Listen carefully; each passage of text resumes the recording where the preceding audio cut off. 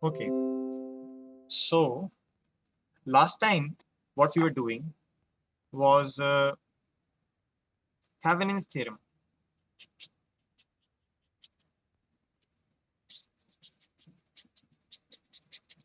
And in that I told you that given a network of linear elements n with a pair of terminals A and B, no matter what is inside this n, you can always draw an equivalent circuit with a voltage source and an impedance in series with it. And this particular equivalent circuit will behave exactly the same as this network N. And this you can do by the virtue of what is called as Thevenin's theorem. Last time एक example के through हमने इस चीज को समझने की भी कोशिश की. एक छोटा सा एग्जाम्पल लिया और हमने थेवेनिन इक्विवेलेंट सर्किट बनाया. ठीक है. What we will do today is इसी का एक सब पार्ट है या हम कहें इसी का एक काउंटर पार्ट है जिसे हम बोलते हैं Norton's theorem.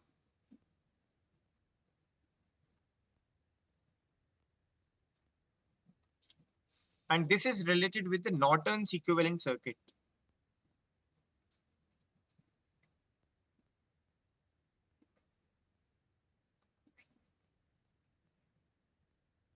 Norton's equivalent circuit. अब ये क्या कहता है? बाकी पूरा स्टेटमेंट सेम है. Given a linear network, say n with respect to a pair of terminal A and B, then A and B can be replaced by a current source and an impedance in parallel with it. So given any network n, so given any network, कोई भी network हो, इस n के अंदर क्या है we don't care. With respect to a pair of terminal A and B,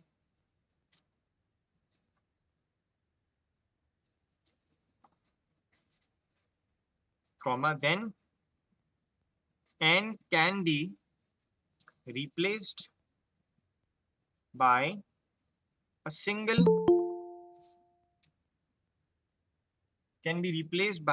single current source and an impedance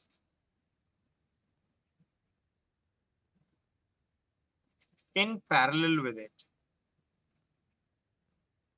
ये दिखाई तो देख लीजिए. Given any network n with respect to a pair of terminals A and B, then n can be replaced by a single current source and an impedance in parallel with it. तो कोई भी network दिया होगा अगर हमें, any network given to us, let me just draw any network, right? Let's say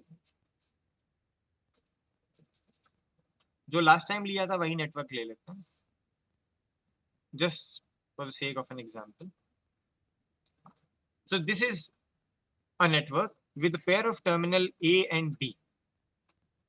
This can be replaced by a single current source and an impedance in series with it.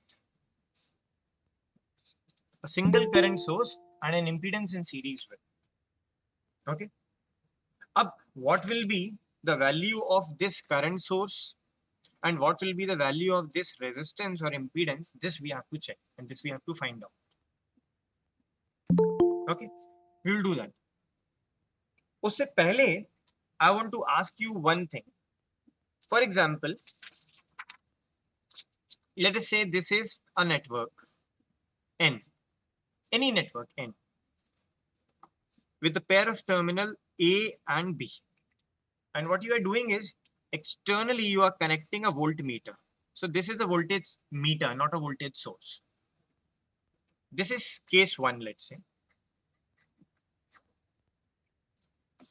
And in the other case, for the same circuit, with a pair of terminal A and B, this n and this n is same. Andar kya hai? We are not worried about it. Our main focus is to find out what happens when we connect a voltmeter, or in this case I have connected it with an ampere meter or a meter. तो आप बता सकते हैं कि current in दोनों में से किस पर्टिकुलर केस में फ्लो होगा। When you connect a voltmeter current तब फ्लो होता है टर्मिनल्स के बीच, और when you connect an ammeter current तब फ्लो होता है। Anyone, any guess, wild guess?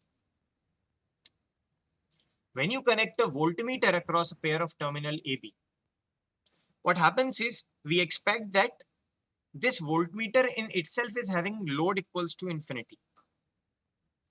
If load is infinity, what is the value of current that will flow through it? No matter what the given voltage is, the current flow will be zero. Exactly. You are right, Aman. The current flow will be zero. So in an ideal voltmeter case, हालांकि कोई voltmeter ideal नहीं होता है, लेकिन ideal case में the current flowing through the voltmeter should be equals to zero. Ideal voltmeter के लिए the current should be zero. Similarly, when you have an ideal ammeter, we don't want any drop of voltage across this ammeter. And no drop of voltage means, although the circuit is connected, but no drop of voltage means there is a short circuit. Voltage difference is zero across the pair of terminals of an ammeter. So for an ideal ammeter, what should be zero across it? Voltage should be zero. So an ideal voltmeter is an open circuit, no matter whether it measures or not, but it is an open circuit ideal. And an ideal emitter is a closed circuit or a short circuit.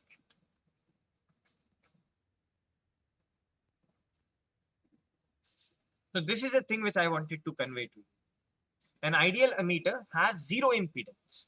An ideal voltmeter has infinite impedance. Okay? Now what we have to do is, जैसे last time आपको बताया था कि in case you have ETH, then ETH was equals to nothing but the open circuit voltage across the pair of terminal A and B. The open circuit voltage across the pair of terminal A and B. Similarly, in this case, the current source, which we call as ITH, or we can also call it as ISC. I will tell you why I'm calling it as ISC. Because this is equal to the current that flows in a short circuit.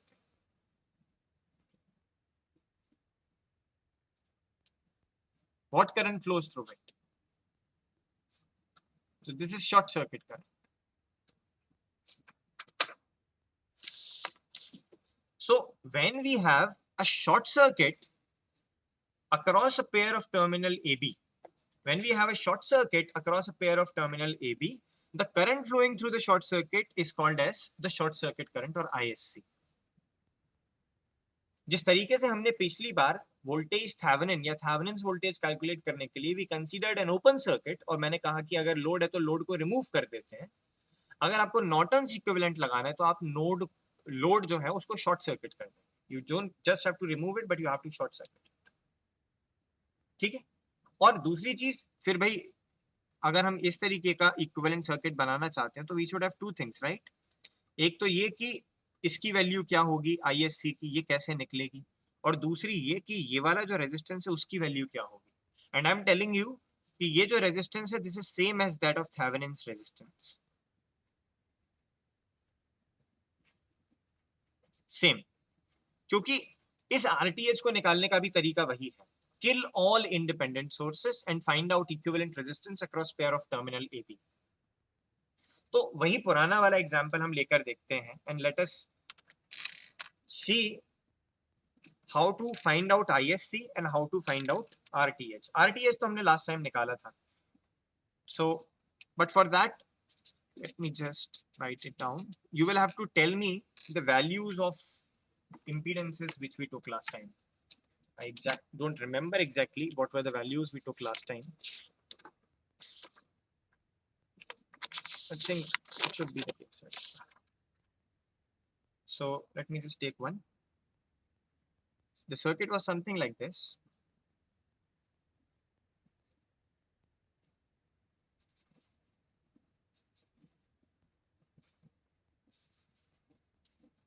and there was a pair of terminal AB.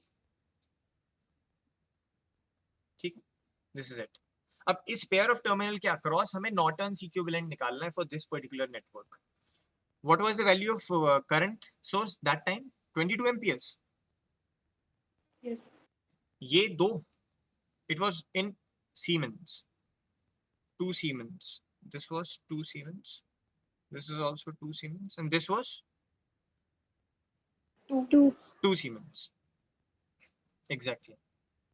Now what we will do is, अगर आपको circuit का Thevenin's equivalent ISC निकालना है, तो आपका सबसे पहला काम होना चाहिए कि ए और बी टर्मिनल को शॉर्ट सर्किट कर दीजिए. ए और बी टर्मिनल को शॉर्ट सर्किट कर दीजिए. तो वही करते हैं. तो पहला काम क्या होगा? शॉर्ट सर्किट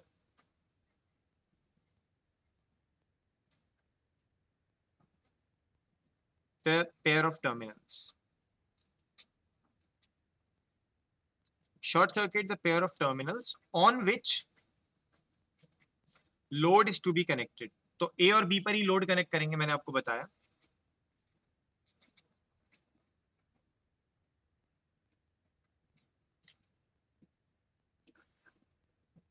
अगर यहाँ कोई भी लोड भी दिया होता तो भी उसको शॉर्ट सर्किट कर देते. The only thing is we have to just short circuit the pair of terminal A B.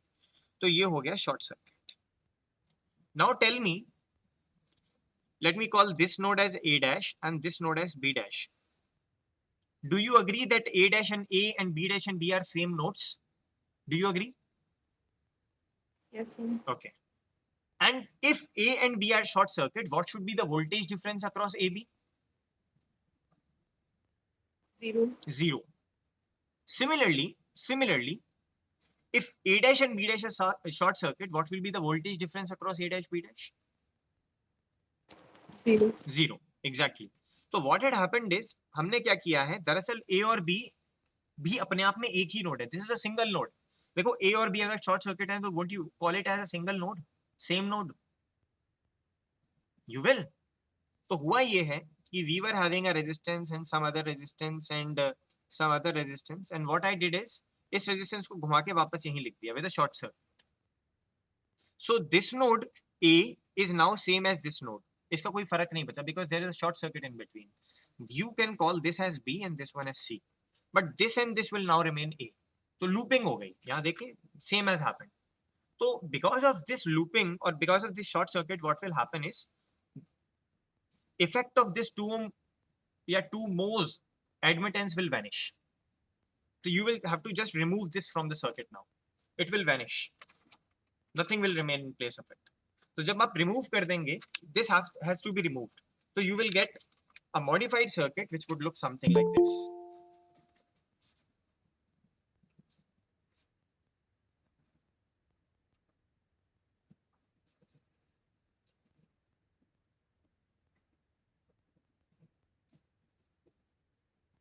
All are of 2 moles.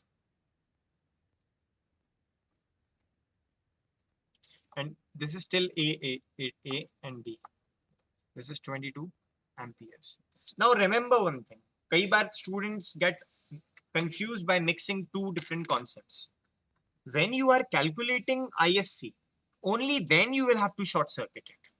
When you are calculating RTH, then you don't have to short circuit it. Otherwise you will be in trouble. फिर तो गलत value आ जाएगी.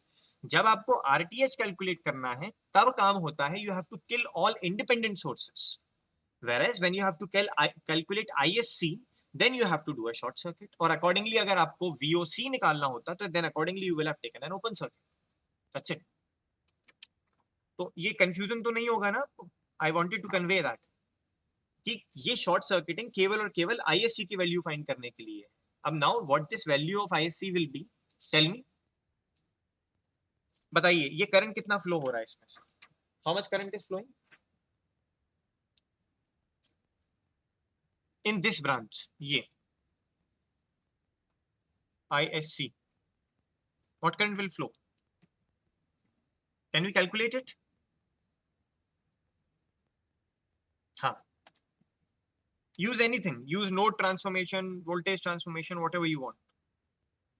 So we have node 1, this is node 2, and now you see this is node 3, which is same as node 4, whatever you can say. This is all same. So node 1 or node 2 per you can write your node 1 and node 2 per you can write your node transformation or node analysis equations. For node 1, let us write. So I will call as V first, V second, a vector, a matrix, and another vector. Now fill this matrix. यहाँ क्या आएगा? What would be A11? At this node, how many admittances are connected? 4, 4. 6. So this is only 4. There are no 6. 2, 2. Only 4. What is common between the two?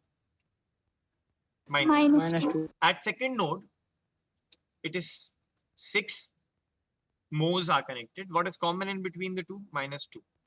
And you know that because current of 22 amperes is coming inside the first node, that's why I would take a 22. And there is no source at second node, that's why I would take a 0. This is it. Done? Now calculate what is V1 and V2. So V first or V second निकाल के बताएं कोई. I will also calculate using my calculator. So I want to solve the equation for two unknowns. It is 4 minus 2, 22. Oh, sorry, 4 minus 2, 22, and minus 2, 6, 0. बताएं, what is the answer? Is it 6.6 and 2.2? Yes, sir. Done. So you got V first and V second. Now, because we know that V third is equals to V fourth is equals to 0 in our case, यहाँ पे ऐसा ही दिख रहा है. So what you can do is you can calculate current across this and current across this admittance. So if you will find out current across this two moles admittance, so what is V second minus V third, or third is equals to 4. It is nothing but equals to V second. देखो अगर इसके across node transformation लगाते तो इसके across voltage node voltage के form में क्या होता? V second minus V third. सही बात? And third and fourth are now equal, दोनों 0 के बराबर हैं, तो it would be V second minus 0. तो V second ही बचा. तो इसके अक्रॉस वोल्टेज कितना हुआ? V second. तो V second into 2 मोल्स किया, कितना हो गया? सो द करंट यहां से जो फ्लो हो रहा है, व्हाट इज दैट? भूल गए? याद है? Let me call this as an element, any element, let's say V3. तो अगर ये V3 मैं बोल रहा हूँ, तो what is V3 in terms of node voltage? It is simply V second minus V third. But since we know that V third 0 हो गई है, तो हम लिख सकते हैं V3 is equals to V second. अब V second क्या है? 2.2. तो this is the reason V3 is equals to 2.2. अब अगर पूछे कि I3 बताइए करंट कितना होगा, तो करंट कितना होगा अगर वोल्टेज पता है और एडमिटेंस पता है? तो बताइए. Multiply the two, because it is admittance, it is not impedance. So current I3 will be nothing but 2.2 into 2, which is 4.4 amperes. So इस ब्रांच से जो करंट आ रहा है, केवल यही वाला ब्रांच का कैलकुलेट करना है, क्योंकि इस पॉइंट पे एक ये ब्रांच है, एक ये ब्रांच है. So it is 4.4 amperes. Similarly, बताइए what will happen for this two moles admittance. So इसके लिए let us say this is V5. तो can we write V5? We can write V5 is equals to V first minus V third, because V first और third के बीच में ये connected है. अब third तो 0 है, तो इसको लिख सकते हैं V5 is equals to V first. और V first किसके बराबर था? 6.6, correct? Now 6.6 volts into 2. तो I5 कितना हो गया फिर? 13.2 amperes. So it is 13.2 amperes. अब यहाँ से जो करंट आ रहा है वो 13.2 है, ये जो करंट है वो 4.4 है. तो अगर आप KCL लगाएं इस पर्टिकुलर पॉइंट पे, तो ISC कितना होगा? The sum of two. So ISC पता चल गया आपको. What is ISC? Tell me. It is 13.2 plus, क्योंकि देखें दोनों सेम डायरेक्शन में आ रहा है, 4.4. It is 17.6 amperes. तो you got to know ISC 17.6 amperes. तो आपका जो नॉर्टन्स इक्विवेलेंट सर्किट है, जिसमें you need a current source, इस करंट सोर्स की वैल्यू आपको पता चल गई. It is going to be 17.6 amperes. Now you just have to connect an impedance in parallel with it. और ये impedance मैंने आपको बताया same process follow करनी है जो that was is it? No, this is not it.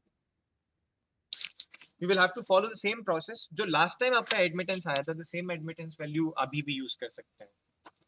So last time what was the value we used? पता है क्या वैल्यू आई थी? RTH हाँ RTH equals RTH की वैल्यू से 1/7 5.5 sir. 5.5 और 1/7. 1/7 Yes. So it was 1/7 ohms. Mohs नहीं ohms. This is it. आपने Norton equivalent भी बना लिया. 17.6 amperes and 1/7 ohms. Okay. अब एक छोटी सी चीज देखते हैं. This is 17.6 amperes. This is 1/7 ohms. जो Thevenin's equivalent circuit निकाला था last time. Anyone remembers? ये तो हो गया था हमारा. You are saying 1.7 ohms. किसी को VTH की वैल्यू याद है? 5.5 कितना? 5.5 5.5 volts. Correct. And अभी हमने निकाला है it is 17.6 amps in parallel with 1/7 ohms. तो आप एक काम करेंगे, can you just multiply 17.6 with 1/7? This is the I and this is going to be R. So let me just calculate 17.6 into 1 divided by 7. क्या value आ रही है?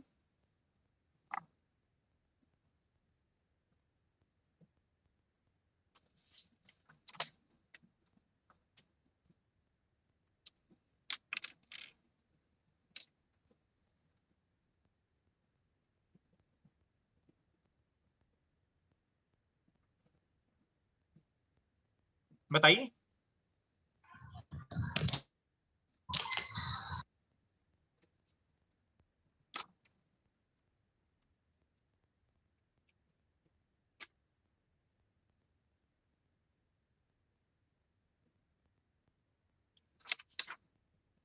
Yeah, I hope you were right at calculating this. यहाँ कुछ गड़बड़ तो नहीं की थी. You were right at it.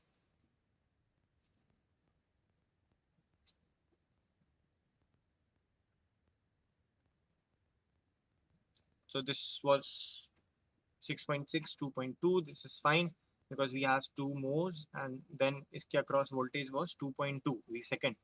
तो ये हो गया 4.4 perfect. 6.2 का टुकड़ा किया तो 6.6 into 2 is 13.2.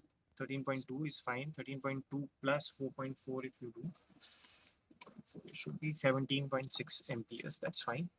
And ये 1/7 आ रहा था. So let us do a simple check whether 1/7 was correct or not. Let us do that.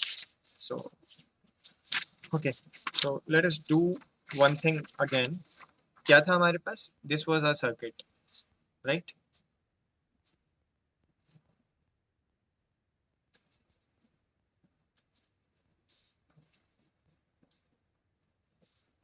And there is a current source, but when you kill a current source, इसको किससे replace करना होता है? Break wire. Broken wires. Yeah. So broken wires हमने replace कर दिया. Now across pair of terminal A and B, let us find out. So as I already told you कि जब हमारे पास impedances नहीं admittance represent होता है तो series में connected है तो parallel वाला formula लगेगा और parallel में connected है तो series वाला formula लगेगा. अगर उसी से solve करें तो it would become something like this.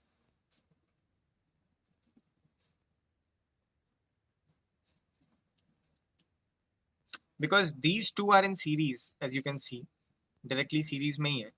So this I am replacing with a single value of 1 mhos. This is 2 mhos. ये भी 2 है अभी और ये भी 2 mhos ही है. Now these two are in parallel and I told you last time कि जब parallel होंगे तो series वाला formula लगेगा admittances में. तो it would become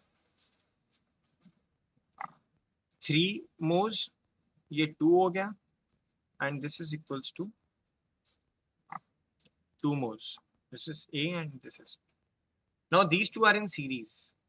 Series में है तो क्या कहा था? Which formula will you use? Parallel वाला. So you will use 1/2 plus 1/3, which is nothing but equals to 5/6. Am I right? 3 plus 2 and 5/6. Actually, this would be 3 plus 2, 5/6 exactly. तो क्योंकि ये 1/, में है तो इसका आधा यूज करेंगे, it would be 6/5. तो ये हो गया आपका 6/5 moles उल्टा in parallel with 2 moles. This is A and this is B. ये 6/5 because both of these are now in parallel. You can simply use the series addition formula, and this would be I can write this as 6/3. So, or I can write it as 10/5, so it becomes 16/5 in parallel. So last time maybe we did some mistake in solving that. The value should be 16/5 moles. Let me just try that again. It should be 5 in LCM. 6 plus 10 is 16/5. Yeah, this should be the answer. So last time, whatever the equivalent resistance we calculated, there may be some mistake. There is a mistake in that. Please correct it. Okay? I will just put and pin one comment on the YouTube uploaded video as well, that there is some mistake in and we need some correction. So this is 16/5. अब यहाँ से देखें, जब admittance representation होता है तो in place of series you use parallel loss and in place of parallel combination you use series loss, क्योंकि 1/, करके चलते हैं. तो because these two were in series, we use parallel law. So 1/2 plus 1/2 is equals to 1 and 1/1 is 1. तो ये replace कर दिया. Now because these two were in parallel, तो we will use series law because ये admittance है. तो 1 plus 2 is 3. ये 3 कर दिया. अब ये दोनों सीरीज में है तो इन दोनों को सीरीज में थे, you would supposed to add it, so it was 1/2 plus 1/3. तो ये हो गया 5/6. और फिर इसका 6/5 करके यूज करेंगे बिकॉज 1/z लेना होता है. तो ये 6/5 हो गया. And then 6/5 was in parallel with 2, so it gives 16/5 moles, या फिर आप इसे 5/16 ohms भी बोल सकते हैं. So it was not 1/7, rather 5/16 ohms. वो correct कर लीजिए. Have you done that? Do you agree to the correction? Yes, sir. आप कुछ हमने सीरीज कॉम्बिनेशन या पैरेलल कॉम्बिनेशन लगाने में कुछ जल्दबाजी की होगी जिसकी वजह से गलती हो रही होगी. तो please make that amendment. Now we are getting 5/16. This is 0.3125 and I need to multiply it with 17.6. We get 5. Yeah. Now I want to actually show you one thing. आप चाहें तो you can take that as homework. कि अगर हमारे पास it is given like this,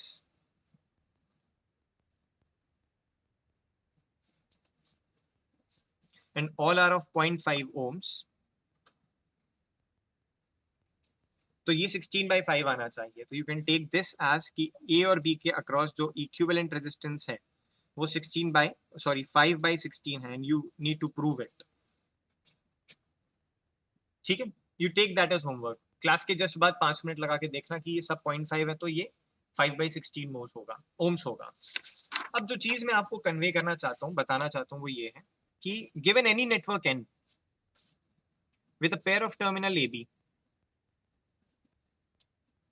तो उसके आप same element के या तो थेवेनिन इक्विवेलेंट बना सकते हैं या फिर आप नॉर्टन इक्विवेलेंट बना सकते हैं. आपने देखा थेवेनिन इक्विवेलेंट में वोल्टेज सोर्स थी जिसे हम ईटीएच बोल रहे हैं और एक रेजिस्टेंस था जिसे आरटीएच बोल रहे हैं, सीरीज में कनेक्टेड था. वहीं नॉर्टन इक्विवेलेंट में करंट सोर्स है जिसे हम आईएससी बोल रहे हैं या नॉर्टन करंट सोर्स, और एक रेजिस्टेंस है पैरेलल में कनेक्टेड जिसे आरटीएच बोल रहे हैं. ठीक है, अब आप अपने वाले सर्किट पर आइए, the circuit which we had. अभी हमने करंट सोर्स कैलकुलेट की. What was the value of current we calculated?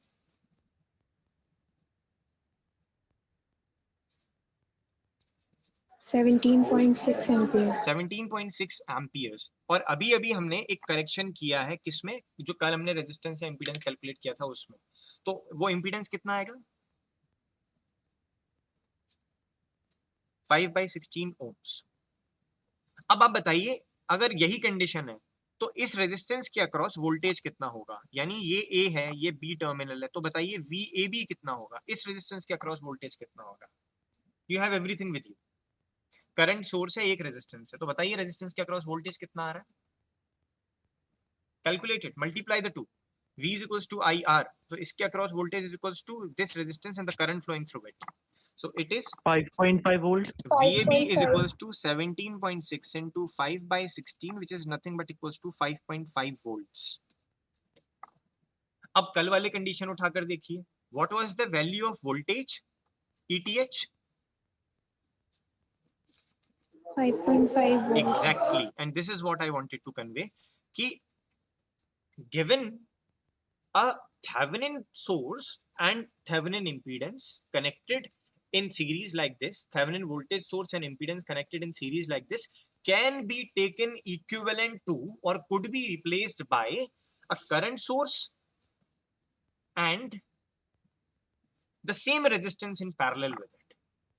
That's it. और इसे हम बोलते हैं, आपने हाथ लगे हाथों एक और थ्योरम सीख ली जिसे कहा जाता है सोर्स ट्रांसफॉर्मेशन।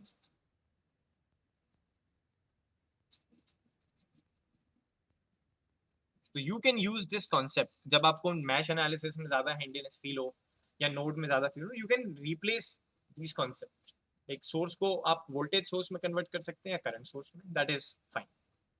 तो यूजिंग दिस कॉन्सेप्ट क्या आप बता सकते हैं, एक छोटा सा सवाल जैसे नेट या गेट में आ जाता है, आपसे बस इतना पूछा गया है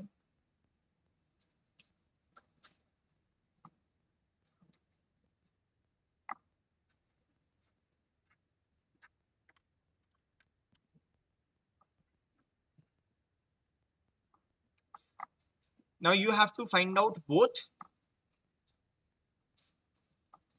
RTH as well as VTH for this circuit with pair of terminal A and B। बताइए, अब ये दिमाग में रखने की ये जरूरत भी नहीं है कि whether it is Thevenin equivalent or not an equivalent, theorem है सोर्स ट्रांसफॉर्मेशन जो बताती है we can replace the two like this। Tell me what will be the value of RTH? 22/7. Exactly, it is just 22/7. And what is the value of voltage? 0.95 So it is 22/7 multiplied by 3, which is 9 point how much? 43 9.43 volts. Now this is another theory. Given a current source with admittance in parallel with it or impedance in parallel with it can be replaced by a voltage source and an impedance in series with it. इसे कहते हैं source transformation theorem. और एक और चीज भी याद रखें, कभी कभी व्हाट वी डू, अगर हमें कुछ प्रॉब्लम आती है इन ऑर्डर टू सॉल्व और in order to calculate things, we use one concept. There is a very important concept that no matter, आपके पास मान लीजिए VOC गिवन है, RTH गिवन है और ISC गिवन है, तो यू हैव थ्री थिंग्स। तो इन तीनों के बीच में एक रिलेशनशिप होती है, and remember that relationship is that the Thevenin's resistance is always equals to ETH by ISC, या इसे हम ये भी बोलते हैं VOC by ISC। And this is very very important, आपको जिंदगी में बहुत काम आएगी अगर आप इलेक्ट्रॉनिक साइंस या फिजिक्स में गेट नेट या आगे की पढ़ाई करना चाहते हैं या कुछ इंडस्ट्रीज ज्वाइन करना चाहते हैं, तो वहाँ ये ऐसे लगती है जैसे पेन उठा के रखना, पेन साथ लेकर घूमना। This is very important thing.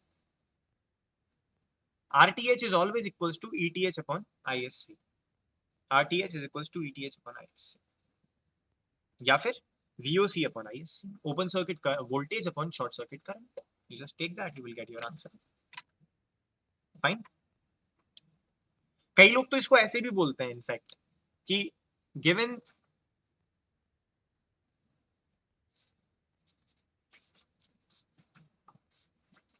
this is let's say R और किसी ने कहा कि ये जो सर्किट है A B is behaving equivalent with this particular terminal. और इन्होंने कहा this is your E and this is your RTH again, you know that. So people just simply say in order to calculate ये I, don't even calculate it, just write it as E by RTH and you will get the current. So E by RTH is our current. And you know that E by RTH, अब voltage निकालना होगा इसके across, तो E by RTH into RTH करेंगे तो E बचेगा and that is same. But the thing is that these two must be equivalent. ये equivalent शब्द दिया होना चाहिए, केवल सिमेट्रिक नहीं, इक्विवेलेंट भी होना चाहिए. अब इक्विवेलेंट होने का मतलब क्या है? This is not possible. तो अब ये बताइए whether the two are equivalent or not.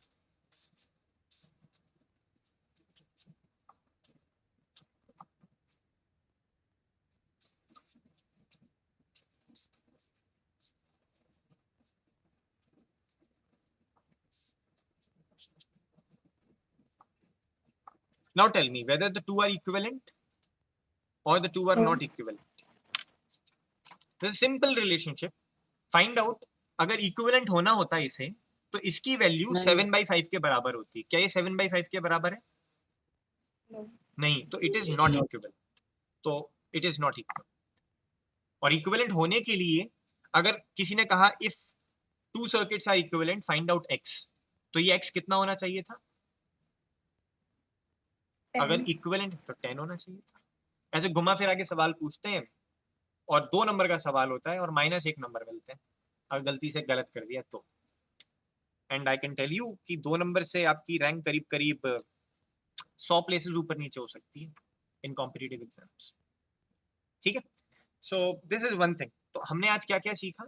एक रिवीजन किया थेवेनिन्स थ्योरम का, नॉर्टन्स थ्योरम सीखी, और एक और नया कॉन्सेप्ट सीखा जिसे हम सोर्स ट्रांसफॉर्मेशन कहते हैं.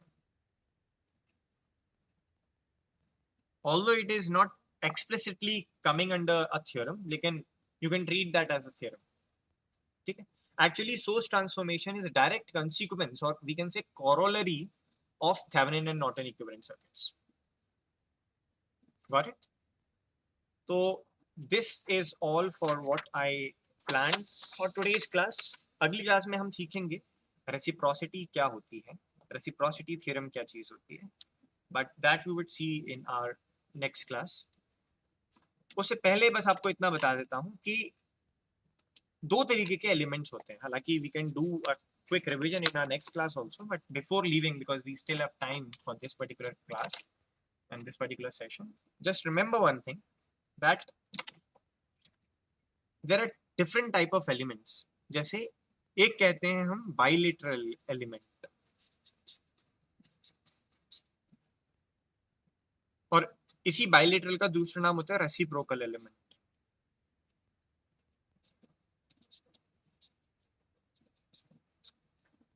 ठीक है, अब बाइलेटरल और रेसिप्रोकल का मतलब क्या होता है?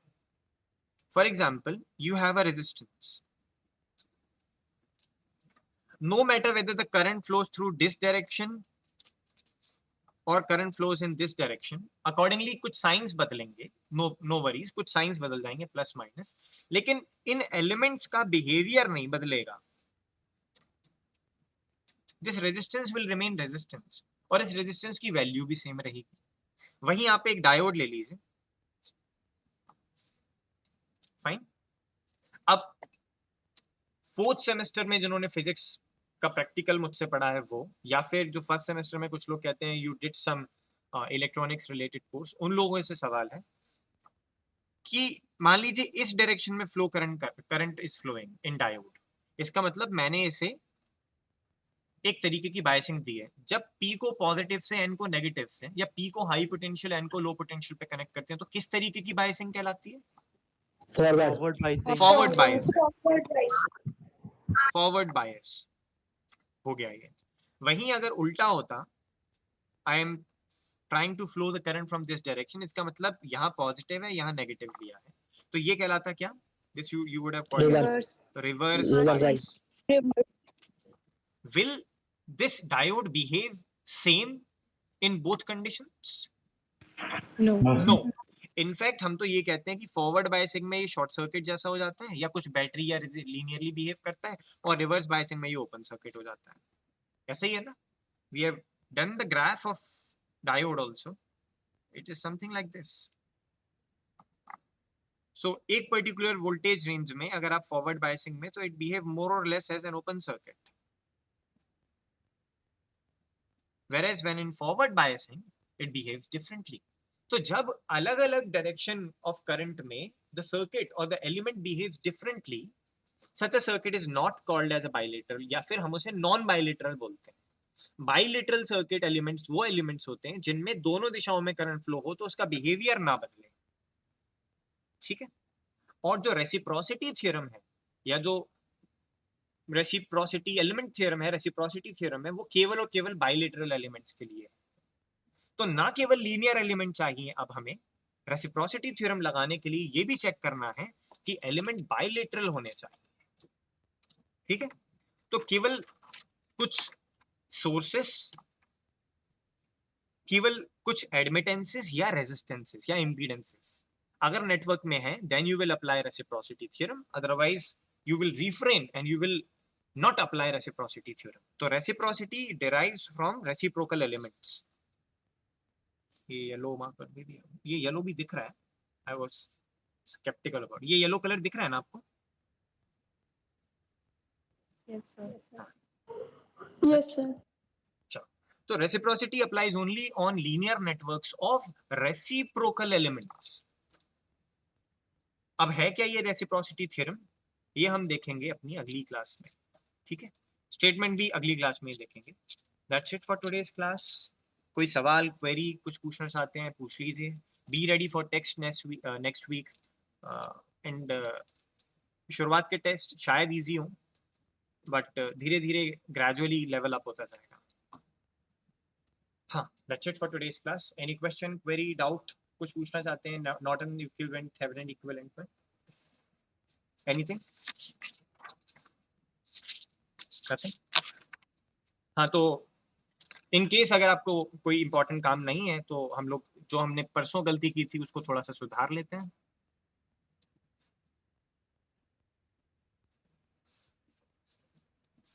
All 0.5 correct. नाउ क्योंकि ये रेजिस्टेंस या इंपीडेंस रिप्रेजेंटेशन है तो you will use the laws directly.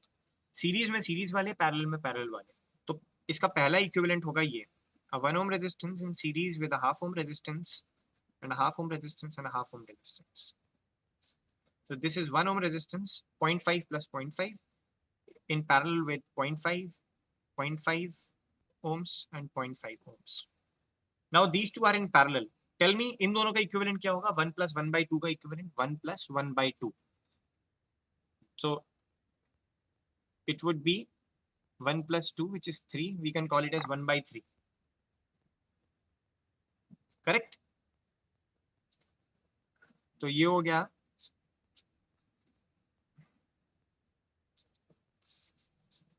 ये step 1, step 2, ये step 3.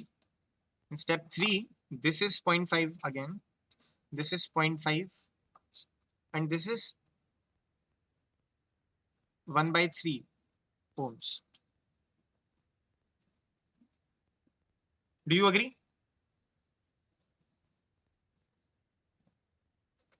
हाँ, अब ये दोनों सीरीज में है। अब बताइए इसका क्या होगा? This is 1 by 2 and this is 1 by 3. So 1 by 2 plus 1 by 3 कितना हो गया? This is 6, 5 by 6. 6 upon 5. Yes. तो ये 6 upon 5 हो गया।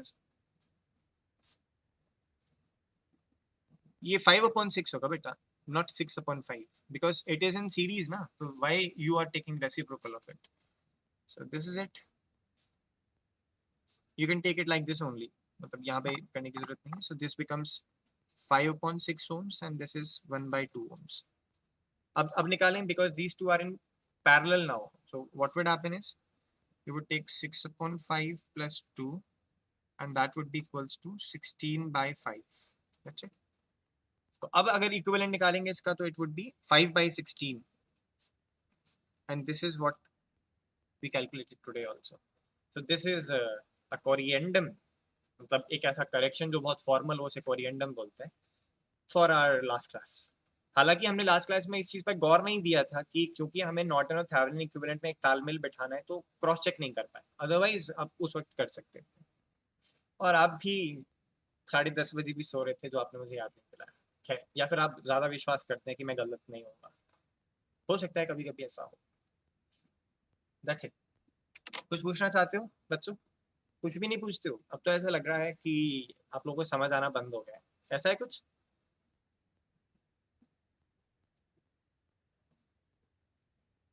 आपकी खामोशी मुझे जवाब दे रही है। तो कुछ किया जाए फिर, आप ही सजेशंस देंगे।